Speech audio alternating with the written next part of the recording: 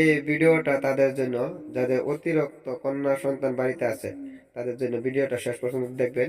তারপরে আপনি বুঝতে পারবেন যে কোরআন এবং হাদিস মেয়েদের জন্য কি বলেন। এই হাদিসটি দেখুন, হযরত ইবনে আব্বাস রাদিয়াল্লাহু তাআলা আনহু বর্ণনা করেন যে রাসূল সাল্লাল্লাহু আলাইহি ওয়াসাল্লাম ইরশাদ করিয়াছেন যে মুসলমানের দুইটি কন্যা সন্তান আছে, অতঃপর যতদিন তাহারা তার বাড়িতে থাকে বা তার নিকট থাকে অথবা এবং তাহাদের সহিত সৎ ব্যবহার করা হয়, মানে ভালো ব্যবহার করে, এই দুই কন্যা সন্তান তাহাকে অবশ্যই জান্নাতে প্রবেশ করাইয়া দিবে।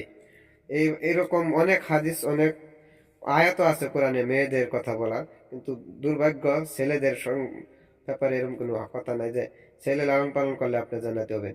তারপরে নিচের হাদিসটা দেখেন, এখানে হযরত আনাস রাদিয়াল্লাহু তাআলা হইতে বর্ণিত আছে যে রাসূল সাল্লাল্লাহু আলাইহি ওয়াসাল্লাম ইরশাদ করিয়াছেন, যে ব্যক্তির দুইজন কন্যা সন্তানকে লালন পালন করিল ও তাহাদের দেখাশোনা করিল, সে এবং আমি জান্নাতে এরূপ সাথে প্রবেশ করিব যেমন এই দুইটি আঙ্গুল। অর্থাৎ নবী সাল্লাল্লাহু আলাইহি ওয়াসাল্লাম বললেন, যার দুইটা কন্যা সন্তান লালন পালন করে সে আর আমি একসাথে জান্নাতে থাকবো। এই কথা বলে নবী সাল্লাল্লাহু আলাইহি ওয়াসাল্লাম হাতের দুই আঙ্গুল দিয়ে ইশারা করে দেখিয়েছেন। সুবহানাল্লাহ। আর মেয়েরা তোমরা বুঝলা না, তোমরা যে কত দামি।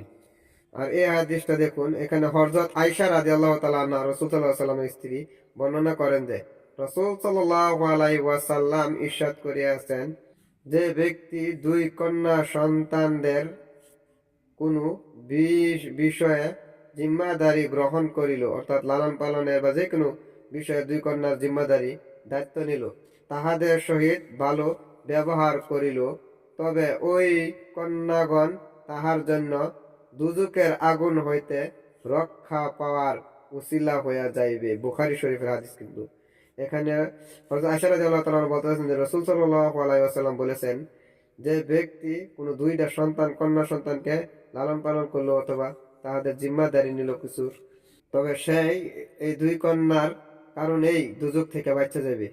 সুবহানাল্লাহ।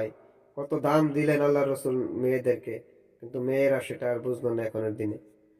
এই হাদিসটা দেখুন, এটাও মেয়েদের জন্য।